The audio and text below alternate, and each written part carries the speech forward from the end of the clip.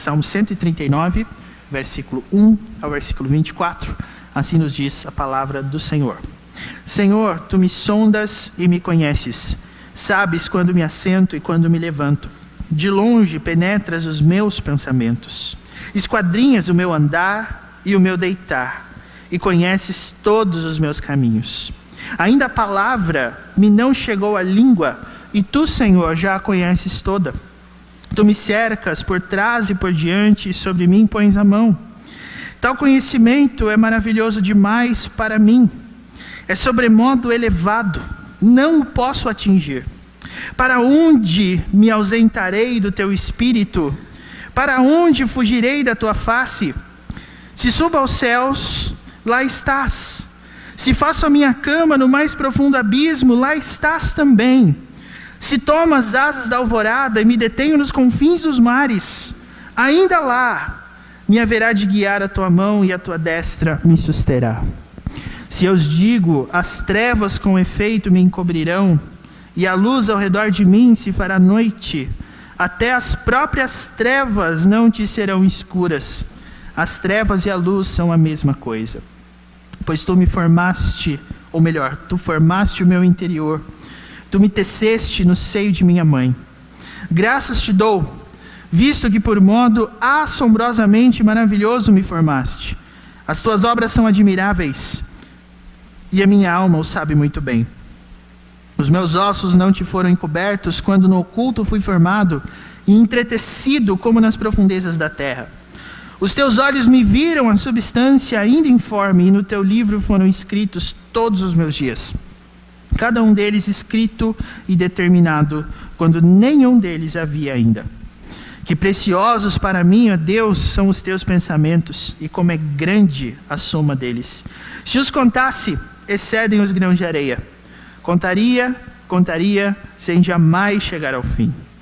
Tomara, ó Deus, desses cabo do perverso. Apartai-vos, pois, de mim, homens de sangue.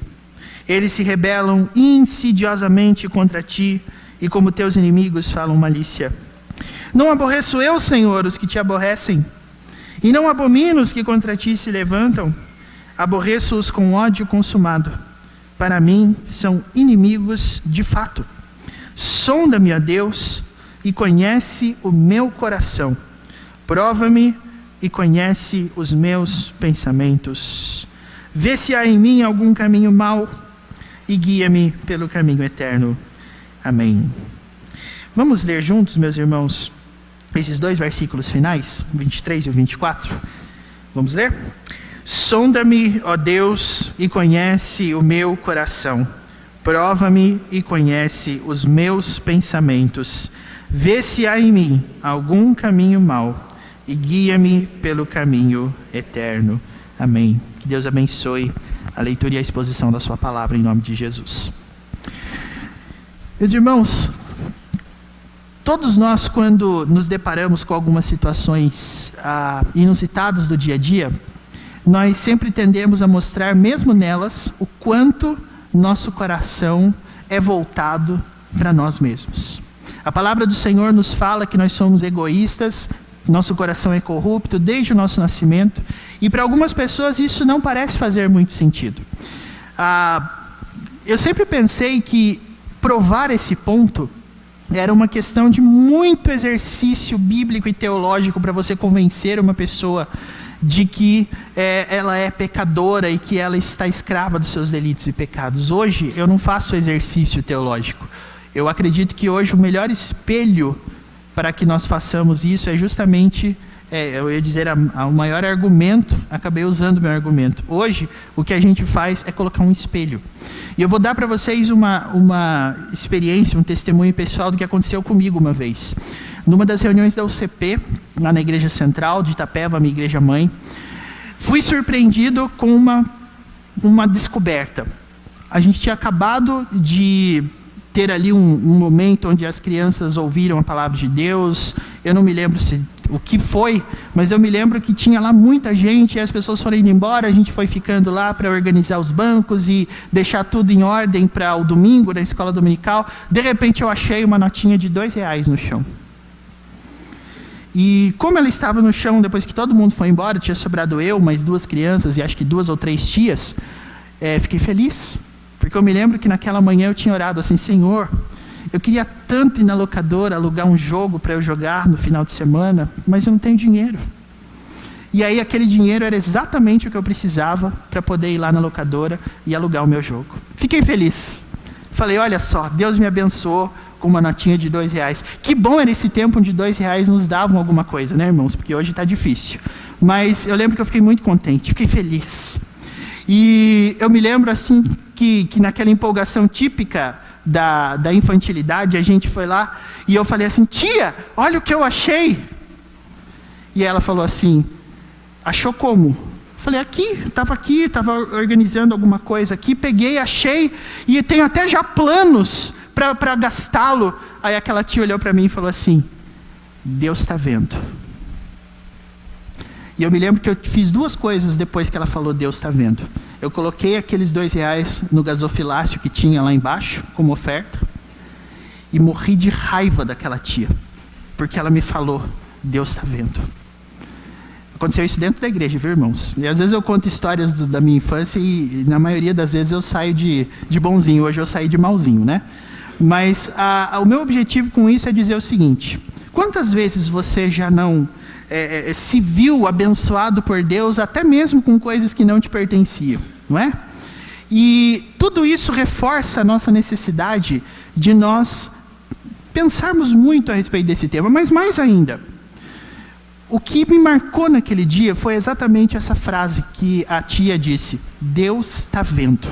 E todas as vezes que a gente diz que Deus está vendo, eu acredito que se o Evangelho, a mensagem do Evangelho é uma mensagem de graça, de amor e de misericórdia, quando nós lembramos dos atributos de Deus, principalmente que os olhos de Deus estão sobre todo lugar, é impressionante como essa verdade é como se fosse uma ofensa à pessoa que está ouvindo. Quando a gente diz para as pessoas assim: Deus está vendo, as pessoas já ficam: por quê? O que está acontecendo que eu não estou sabendo? Não sei. Como assim Deus está vendo? Por que você está falando essas coisas? Sou ameaçador. Porque como os olhos de Deus penetram até o ponto em que nós não podemos penetrar com a nossa visão humana, então as pessoas automaticamente pensam que todos os seus segredos serão descobertos. E efetivamente serão descobertos. Paulo fala isso em Romanos capítulo 2. Deus julgará os segredos dos homens conforme o meu evangelho. Interessante essa frase. Mas quando nós olhamos para o Salmo 139, meus irmãos, nós tendemos a olhar para ele como um salmo que exalta esses atributos de Deus que são mais conhecidos: a onisciência, a onipresença e a onipotência de Deus. Eu era treinado a olhar para esse texto usando a seguinte estrutura: dos versículos de 1 a 6, o salmista está falando sobre a onisciência de Deus. Ele está falando assim: o Senhor me sonda, o Senhor me conhece, a palavra eu nem falei ainda e o Senhor já sabe qual que eu falo. Aí do 7 até o 12 é a onipresença, porque Davi está dizendo: se eu subo o céu, o Senhor está lá; se eu vou lá no fundo do mar, o Senhor está lá também. Para onde que eu vou fugir da tua presença? Aí no 13 até o 17... nós temos ali a onipotência de Deus, porque ali Davi descreve: foi o Senhor que me formou desde o ventre da minha mãe, o Senhor faz coisas maravilhosas, a minha alma sabe muito bem. E aí acabou o salmo. Eu acho que essa é uma estrutura, irmãos, que muito embora ela tenha uma certa validade, eu acredito que o atributo de Deus que está sendo descrito no Salmo 139 não são esses 3. Justamente porque os versículos finais, do 17 em diante, tem uma transição muito diferente. Se nós olharmos, por exemplo, o Salmo 139, dos versículos de 1 a 16, como uma exaltação dos atributos de Deus, você vai ter muito problema, principalmente com os versículos de 19 a 22.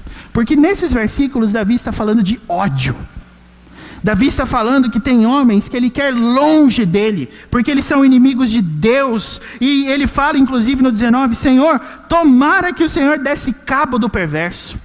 Essa é uma expressão bem formal, viu, irmãos? Dar cabo, a gente não diz isso, a gente não fala isso na nossa maneira, né, de conjugar a língua portuguesa, de usar o idioma. Mas no hebraico, se você for pesquisar lá, a tradução mais exata seria: Senhor, eu espero que o Senhor aniquile essas pessoas.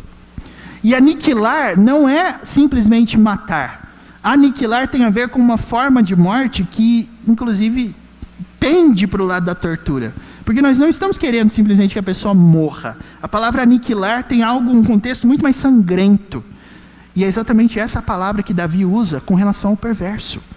Então, se você olha para o Salmo 139 como se fosse um salmo que exaltasse a grandeza de Deus, você ia ter muito problema com esses versículos finais. E por isso, meus irmãos, uma vez que estamos falando sobre comunhão, não é?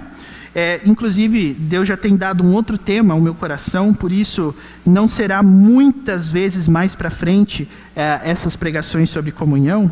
Já tenho outra coisa na cabeça, mas eu queria caminhar para o encerramento desses últimos sermões sobre comunhão, falando justamente sobre uma situação que nós temos que considerar. Como nós resolvemos a questão do ódio que Davi está sentindo nesse versículo, e também como nós harmonizamos a realidade de que Deus odeia, mas ao mesmo tempo Ele nos chama a vivermos juntos em comunhão. Se nós fôssemos dar um título, seria mais ou menos assim: como que nós harmonizamos a realidade do amor e da comunhão com o ódio que Davi está descrevendo nesse texto? Eu digo isso, irmãos, porque toda vez que nós olhamos para o Salmo 139, nós fingimos que nós não estamos vendo essas coisas. Mas nós temos que ver.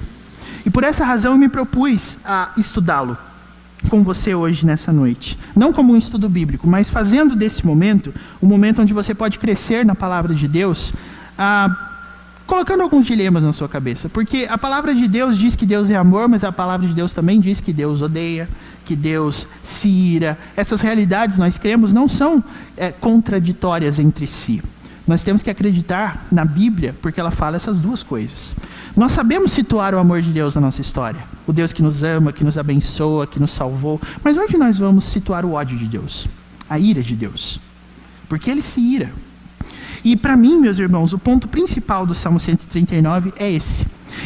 Muito embora eu tenha sugerido para você uma estrutura tríplice dos atributos de Deus, primeiro onisciência, depois onipresença, depois onipotência, eu acho que um olhar mais atento a esse salmo nos diz que, na verdade, a intenção do salmista não era falar dessas três. Mas dessas três, o salmista pega uma, e a partir dessa uma, ele começa a denunciar posturas que vão contra esse atributo. Então, o que eu quero que você pense comigo? Que a leitura desse salmo não dá, pelo menos agora que eu consigo argumentar nesse sentido com você, eu não consigo ver a primeira parte desse salmo, dos versículos de 1 a 16, como se fora uma amostragem e um louvor ao poder de Deus. Eu não estou enxergando isso. E eu quero mostrar para você o seguinte: nós temos os três atributos: onipresença, onisciência e onipotência. Qual desses três o Salmo 139 enfatiza mais? Eu acho que uma leitura atenta a ele, meus irmãos, e aqui eu quero destacar alguns versículos dele para você entender o que eu estou dizendo, vão mostrar que Davi está enfatizando um desses atributos no Salmo. E eu vou tentar mostrar para você qual é. Primeiro, versículo 1 já dá uma dica para nós, né? Senhor, tu me sondas e me conheces. O 2 diz assim: sabes quando me assento, quando me levanto, de longe penetras os meus pensamentos. Versículo 3 fala: esquadrinhas o meu andar, o meu deitar, e conheces todos os meus caminhos. O 4 fala: ainda a palavra me não chegou à língua, e tu, Senhor, já conheces toda. O versículo 6 fala: tal conhecimento é maravilhoso demais para mim. Eu acho que as dicas estão dadas.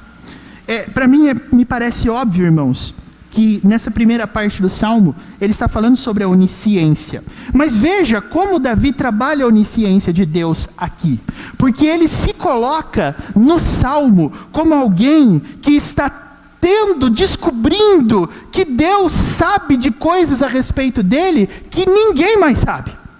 Davi está descobrindo a onisciência de Deus por causa do que Deus faz na vida dele. E é por isso que me chama a atenção o versículo 7. Porque olha só como as coisas funcionam. Quando você fala a respeito de um Deus onisciente, que sabe de tudo para as pessoas, isso nunca é um consolo. Mas isso é uma ameaça. Por isso, quando Davi pondera a respeito dessas coisas, veja o que Davi diz no versículo 7. Para onde me ausentarei do teu espírito? Para onde fugirei da tua face? No versículo 16, o texto diz: os teus olhos me viram a substância ainda informe, e no teu livro foram escritos todos os meus dias, cada um deles escrito e determinado, quando nenhum deles havia ainda. No versículo 23, sonda-me, ó Deus, e conhece o meu coração, prova-me e conhece os meus pensamentos. Versículo 24, vê se há em mim algum caminho mau e guia-me pelo caminho eterno. O que eu quero dizer com isso? Esses versículos que eu destaquei mostram, irmãos, que o verbo que mais aparece no Salmo 139 é conhecer. Todos eles estão relacionados com Deus conosco. O texto nunca disse assim, Senhor, eu te conheço, mas o texto por várias vezes diz, o Senhor me conhece. Então Davi está exaltando nesse salmo, nos versículos de 1 a 16, meus irmãos, a onisciência de Deus. E é a partir daí que no versículo 17 as coisas começam a mudar. E por que eu digo mudar? Porque Davi olha para a onisciência de Deus e se impressiona. O versículo 6 diz, tal conhecimento é maravilhoso demais para mim. É sobremodo elevado. A maneira que Deus faz essas coisas é incompreensível. Eu não consigo entender como Deus faz isso. Mas, irmãos, qual é a tendência principal de Davi quando ele se vê diante de um Deus que sabe de todas as coisas? Por que depois de falar tudo isso, no versículo 7, ele está falando de ausentar-se e de fugir? E é exatamente isso, no meu ponto de vista, que mostra o ódio de Davi por esses homens que ele vai descrever a partir do versículo 17. Porque você só pode ter duas reações possíveis à onisciência de Deus. Quando você fica sabendo que Deus sabe de todas as coisas, ou você se sente protegido, ou você se sente invadido. E, meus irmãos, o que é interessante é que o Salmo não está dizendo que Deus nos conhece, porque ele acessa lá o nosso perfil do Facebook, sabe o que eu comi no almoço, onde eu viajei nas férias, nem nada disso. Mas o conhecimento de Deus é algo que ultrapassa o óbvio. O texto diz, meus irmãos, que se a primeira palavra que mais aparece no Salmo 139 é conhecer, a segunda palavra que mais aparece no Salmo 139 é pensamentos. E aí nós temos o nosso grande problema. Porque quando nós falamos que Deus conhece os nossos pensamentos, nós começamos a ficar mais atentos, porque as pessoas não conhecem os nossos pensamentos. As pessoas não sabem e não têm capacidade de dizer o que eu estou pensando, mas Deus tem. Como é que você vê isso? O Deus que você crê é um Deus que te conhece a tal ponto de Ele saber o que você está pensando. Isso te deixa assustado? Isso te deixa com medo? É exatamente isso que Davi está dizendo aqui. Porque, irmãos, ao longo de todos esses 16 primeiros versículos, Davi está falando a respeito do assombro dele. E no 17 ele diz assim, que preciosos para mim, ó Deus, são os teus pensamentos. Que preciosos são os teus pensamentos. Mas o versículo 20, ele fala assim, eles se rebelam insidiosamente contra ti, e como teus inimigos falam malícia. Ou seja, o que Davi está dizendo aqui, meus irmãos, é que a reação que você tem quando você descobre, constata que Deus te conhece, vai determinar quem é você diante de Deus. A maneira que você reage ao fato de que Deus te conhece é que vai determinar se você é um amigo de Deus ou é um inimigo de Deus. Porque Davi está descrevendo aqui, meus irmãos, que os pensamentos de Deus são preciosos, e ele fala aqui, inclusive, como é grande a soma deles. Se os contasse, excedem os grãos de areia, contaria, sem jamais chegar ao fim. O que isso significa? Isso significa, meus irmãos, que Davi tem uma dimensão, que os pensamentos de Deus a respeito dele precisam caminhar numa direção em que ele se sinta protegido. Davi sabe que quando Deus pensa coisas a nosso respeito, o conhecimento de Deus não é um conhecimento circunstancial que está limitado ao mesmo espaço ou a uma convivência. Deus tem um arquivo a respeito de nós mesmos, dele, que ultrapassa todos os limites do conhecimento que nós podemos ter em relação aos outros. Nós, às vezes, pensamos que nós conhecemos alguém, até que esse alguém, de alguma forma, nos surpreenda, positiva ou negativamente. Quantas vezes nós dizemos sobre algumas pessoas, eu não esperava isso. Eu nem sabia dele. Eu nem sabia que ele poderia fazer isso, que ele pensava isso, que ele colocava essas coisas. E é exatamente isso que Davi entende. Mesmo quando você não materializa os seus pensamentos, mesmo quando você não demonstra aquilo que você está pensando diante de Deus, Deus sabe o que é que se passa na sua cabeça quando você lida com Ele, quando você está diante dEle, quando você está perante a palavra dEle. E um dos meus professores uma vez disse assim: você acha que pregar é fácil? Perguntando para nós os alunos lá do mestrado. Pregar é fácil? Um aluno disse assim: professor, porque quando a gente prega as pessoas estão quietas, ninguém discorda da gente, as pessoas até dizem assim, algumas vezes, quando a gente fala algumas coisas. Aí o professor deu uma resposta assim: você que pensa. E isso assustou a turma, porque nós não devemos perder a dimensão de que ainda que você não demonstre a sua inquietude com relação a algumas coisas que são ditas a seu respeito pela palavra de Deus, com certeza você está pensando, com certeza você já elaborou na sua cabeça uma discórdia a respeito disso. E é exatamente isso, meus irmãos, que Davi identifica como o homem perverso do versículo 19. Sabe quem é o homem perverso? Apenas um ponto aqui interessante. A palavra perverso, que está aí no versículo 19, é a mesma palavra que no hebraico está lá no Salmo 1. Bem-aventurado o homem que não anda no conselho dos ímpios. E sabe o que é o mais interessante do Salmo 1? Que faz um eco com o Salmo 139? O texto diz assim, lá no Salmo 1, que os ímpios têm um bem-aventurado o homem que não anda no conselho dos ímpios. Os ímpios têm uma forma de pensar. Os ímpios têm uma estrutura de pensamento. Os ímpios têm uma maneira de enxergar a vida que é diferente da sua. E é exatamente em relação a isso que Davi está se referindo quando ele fala no versículo 9: tomara, ó Deus, desses cabo do perverso. Porque, irmãos, o Deus que nós servimos trabalha através das nossas consciências. O Deus que nós servimos trabalha com as motivações que nos levam a fazer ou a não fazer alguma coisa. E da mesma forma que Davi diz que ele nos sonda e nos conhece, você se lembra o que o Salmo 1, versículo 6 diz a respeito disso? O Senhor conhece o caminho dos justos, mas o caminho dos perversos, mesma palavra no hebraico, o caminho dos ímpios.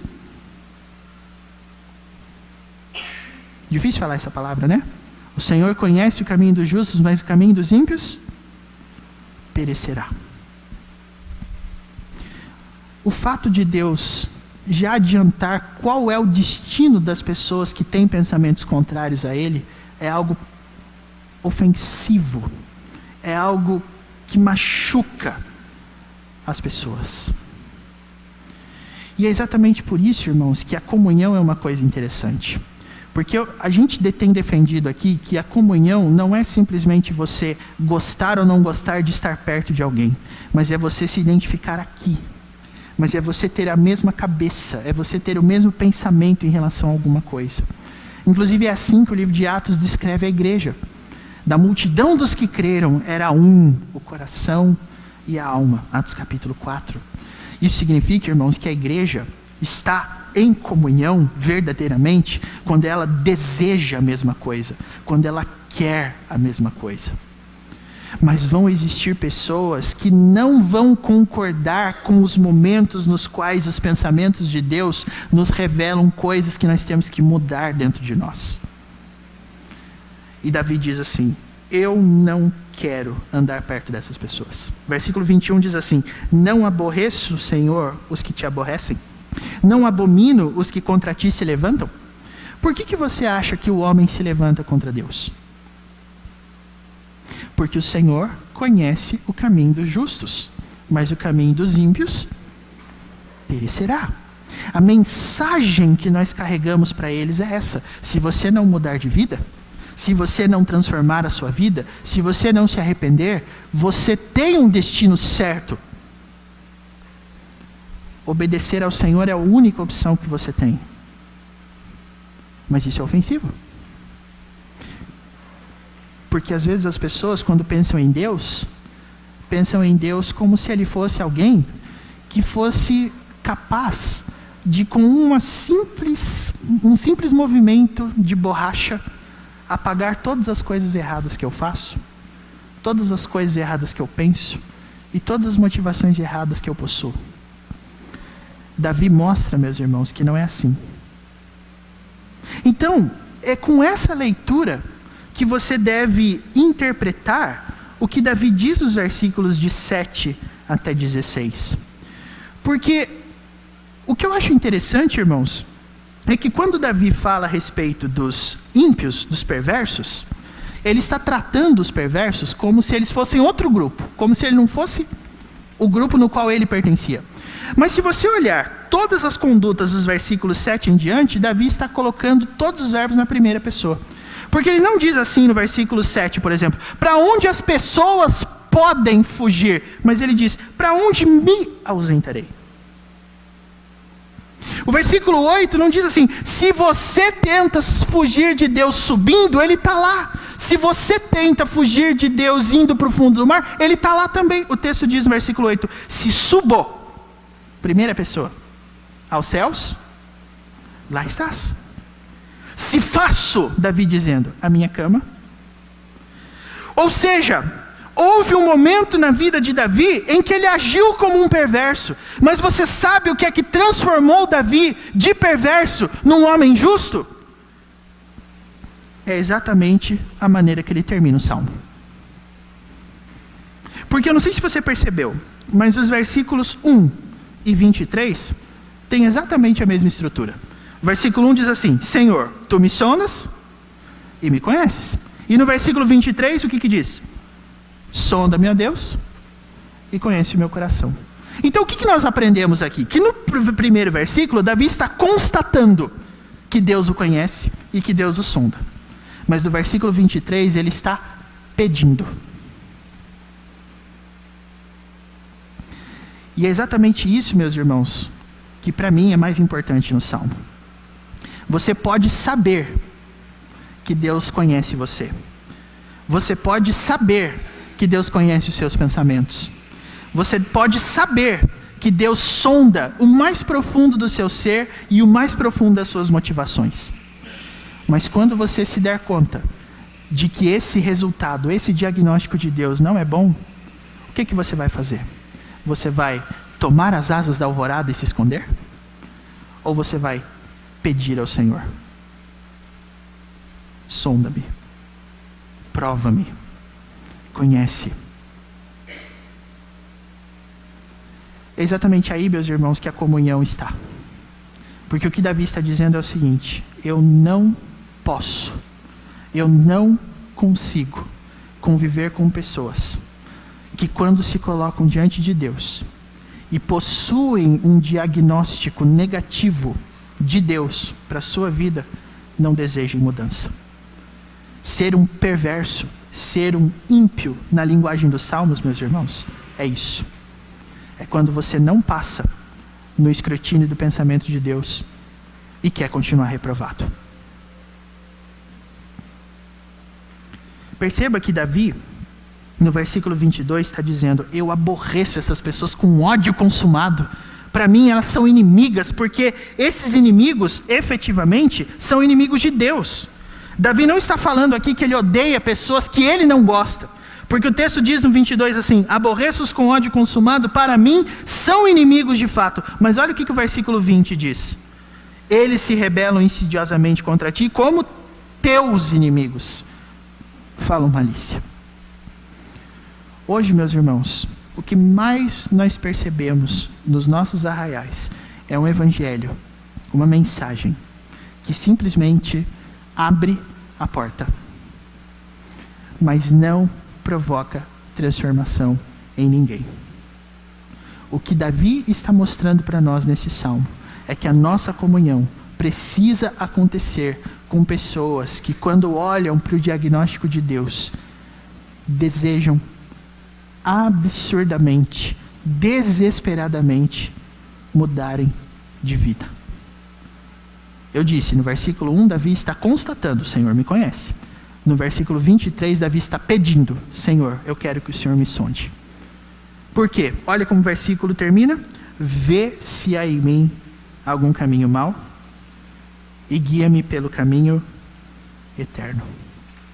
Mas, como a gente sempre deixa o mais bonito para o fim, eu quero dizer, meus irmãos, que a língua hebraica é muito diferente da língua portuguesa em muitos momentos, porque o foco do português é o tempo, presente, passado, futuro. O foco do hebraico é o modo.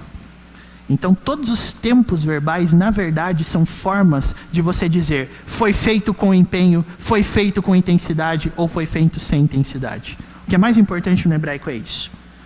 E quando Davi fala de pensamentos no 23, prova-me, conhece os meus pensamentos, na verdade essa é uma palavra hebraica que só aparece 2 vezes no Antigo Testamento inteiro. E as 2 vezes no livro dos Salmos e nos 2 Salmos de Davi. Davi escreveu 72 desses 150 que nós temos aqui. Mas a outra ocorrência dessa palavra, meus irmãos, está lá no Salmo 94. Eu vou pedir para você abrir lá, por favor.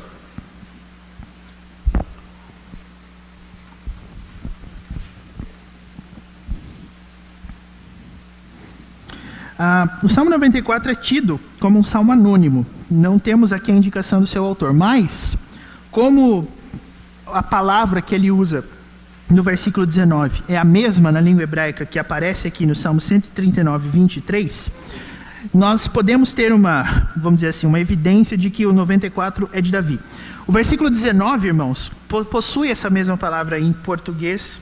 É diferente, mas no hebraico é a mesma coisa. O texto diz no 94, 19 assim: nos muitos cuidados que dentro em mim se multiplicam, as tuas consolações me alegram a alma. Esses cuidados aí são exatamente a mesma palavrinha na língua hebraica.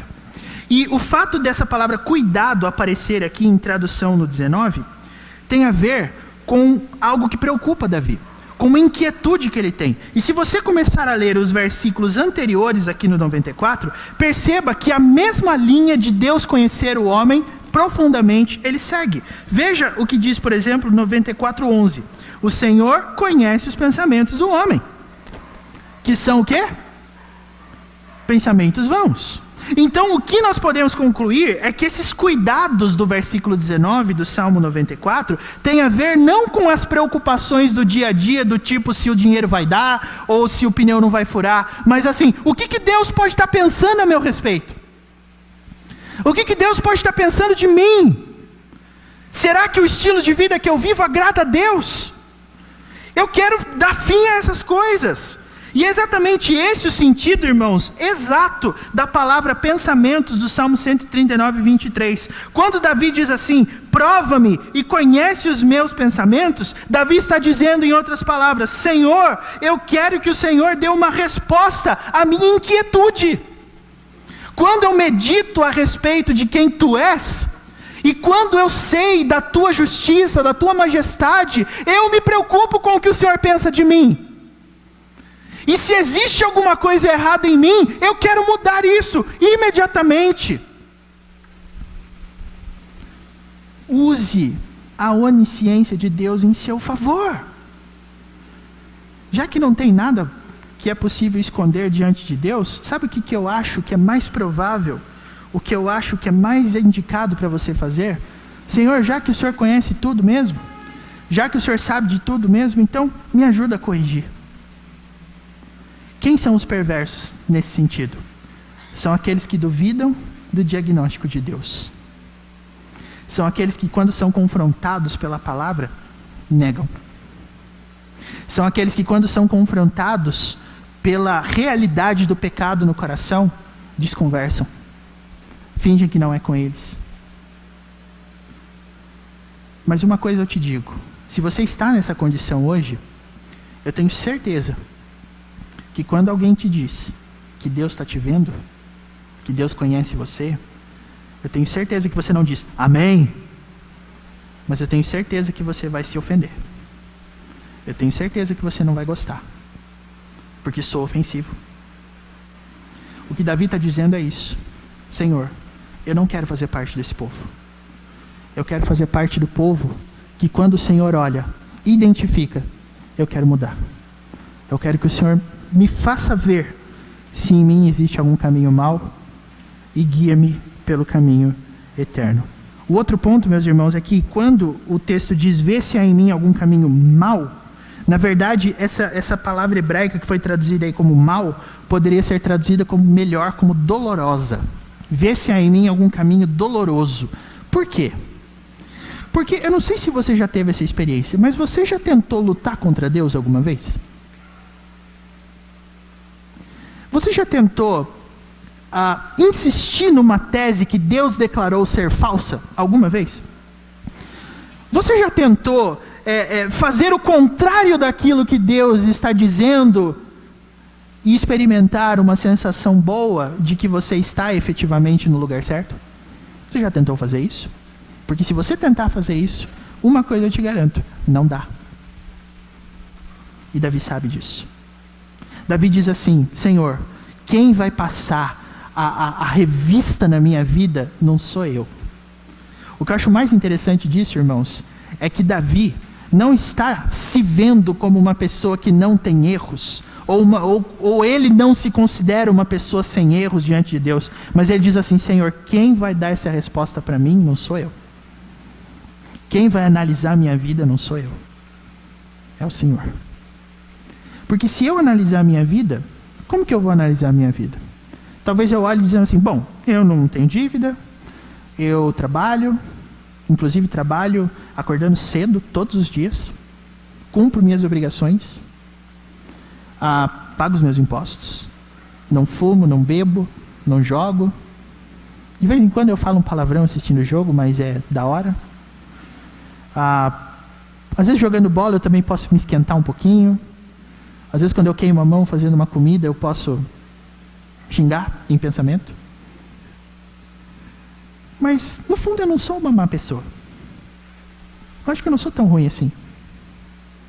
Sim, eu tenho uns errinhos aqui e ali, tudo, mas nada que também...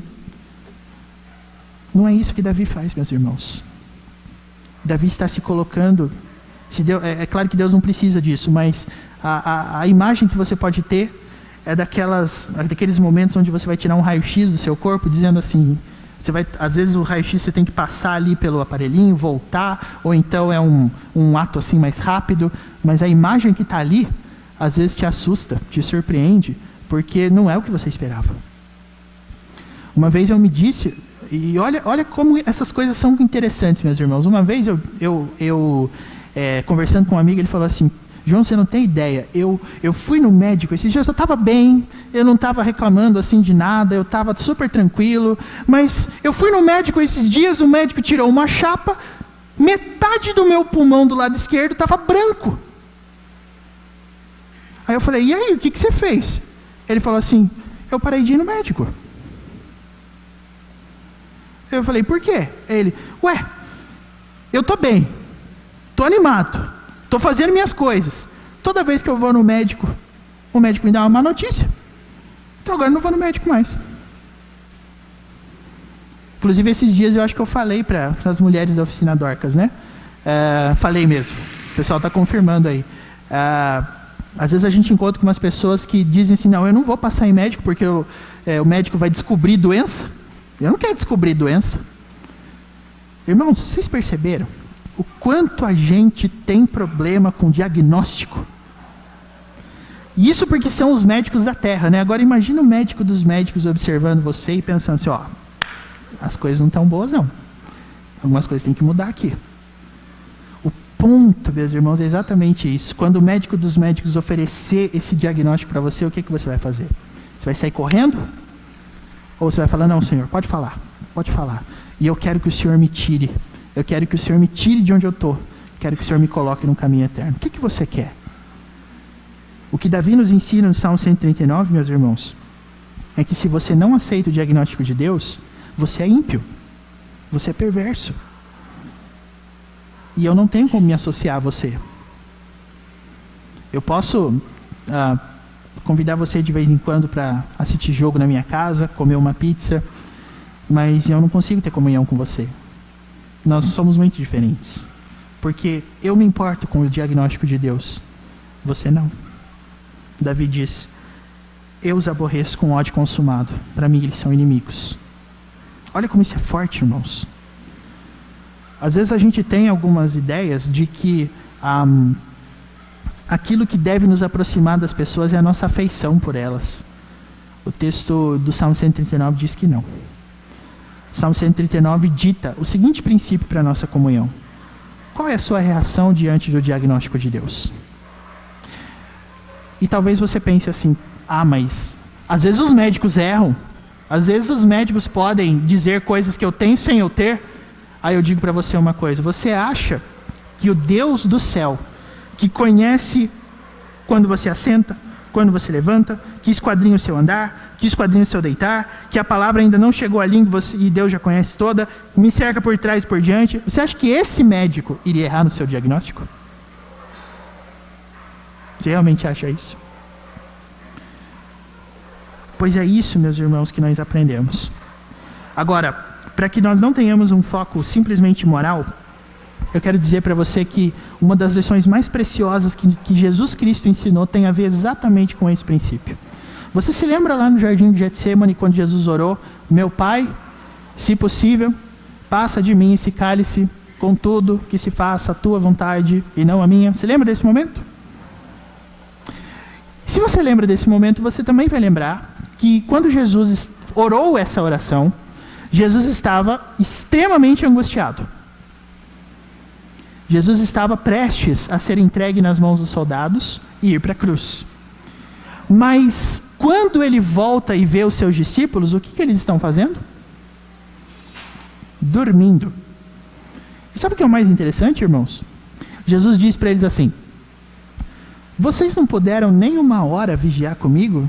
E aí Jesus diz assim, vigiai e orai para que não entreis em tentação. O espírito está pronto, mas a carne é fraca. A gente usa esse versículo em muitos contextos, mas a minha pergunta para você essa noite é, qual é o pecado dos discípulos? Para que Jesus os repreendesse, falando de tentação e falando de espírito e carne. O que os discípulos fizeram de errado?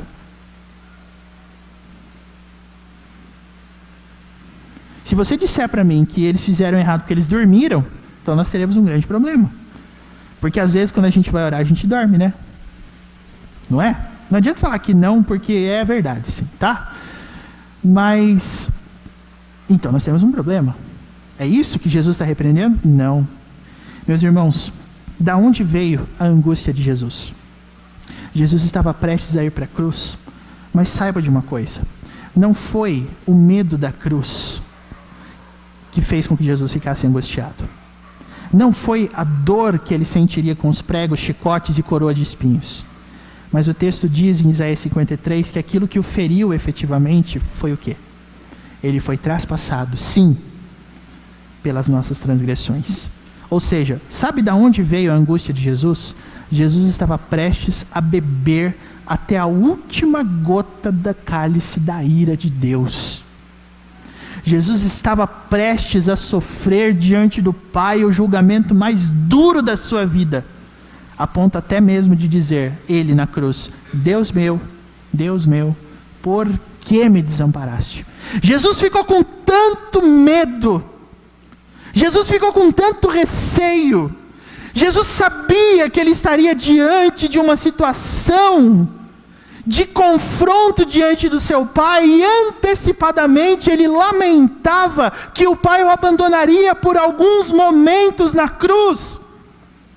Jesus estaria diante do maior dos preços, porque ele na cruz levou os nossos pecados, sim, mas naquele momento o Pai do céu virou seu rosto para ele.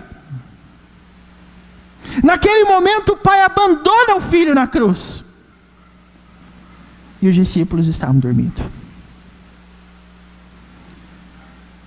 Meu irmão, esse Salmo 139 é apenas um lembrete de que um dia você estará diante do trono do Rei dos Reis, que sabe quem você é, o que você fez e o que você tem feito. Isso não te enche de medo? Isso não te enche de temor? Saber que você estará diante do justo juiz não te deixa assustado? Se você está em Cristo Jesus, a boa notícia é que esse preço já foi pago. Aleluia! Mas se você ainda não está em Cristo Jesus, a Bíblia diz que esse dia vai ser um dia horrível, de choro e ranger de dentes. Porque a mensagem foi pregada a sua vida inteira e você não quis escutar. Então, antes que seja tarde, entenda uma coisa. É melhor você passar pelas agonias, pela humilhação e por tudo aquilo que caracteriza o arrependimento nessa terra.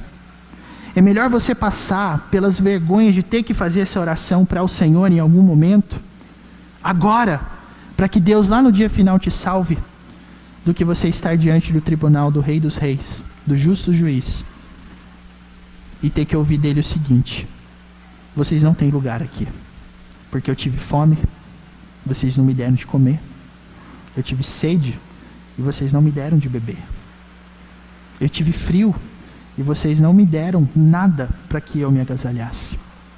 Estamos falando de coisa séria, irmãos. Davi sabia disso, Jesus sabia disso, e você? Quem é você nessa história? O que dorme? O que ignora? O que foge? Ou o que aguenta a disciplina de Deus, visando o seu bem futuro? Que o Senhor Deus possa te dar esse discernimento, e que você não olhe para Deus, para os olhos de Deus, como ameaça para a sua vida, mas olhe para os olhos de Deus como alguém que enxerga em você o sangue derramado na cruz do Calvário, que limpa, que purifica e que justifica todos os nossos pecados. Pare de subir, pare de descer, pare de correr, porque aonde quer que você for, Deus estará lá. Para onde quer que você queira fugir do Senhor, ainda que você seja alguém que ficou com tanto medo que nunca mais você volte, Deus tem umas maneiras interessantes de lidar com a gente, irmãos. Porque às vezes as pessoas fogem da igreja porque assim elas vão ficar distantes da palavra de Deus que vai confrontá-las, e aí elas vão evitar o confronto. Sabe uma coisa interessante? Algumas pessoas têm umas histórias de conversão muito interessantes. E uma das histórias de conversão mais interessantes que eu já conheci foi uma pessoa que negou a Deus a vida toda, que nunca quis ir numa igreja, que tinha medo da confrontação da palavra de Deus. E um dia, andando na rua, ela enxergou o que no chão? Um folhetim. Ou seja, Deus vai te achar. Deus vai te encontrar. Deus vai exatamente onde você for. Mas saiba, é agora. É já. Se você deixar para depois, você corre um sério risco de ser justamente condenado. E se isso não te traz medo, então que o Espírito Santo possa quebrantar o seu coração. Que o Espírito Santo possa colocar diante de você um coração transformado. E que você possa orar como Davi. Senhor, eu sei que o Senhor me conhece. Eu sei que o Senhor me sonda. Mas agora eu quero que o Senhor faça isso. Eu quero sair do caminho mau. Eu quero sair do caminho de dor. Eu quero ir para o caminho eterno. Que Deus abençoe você. Em nome de Jesus. Amém.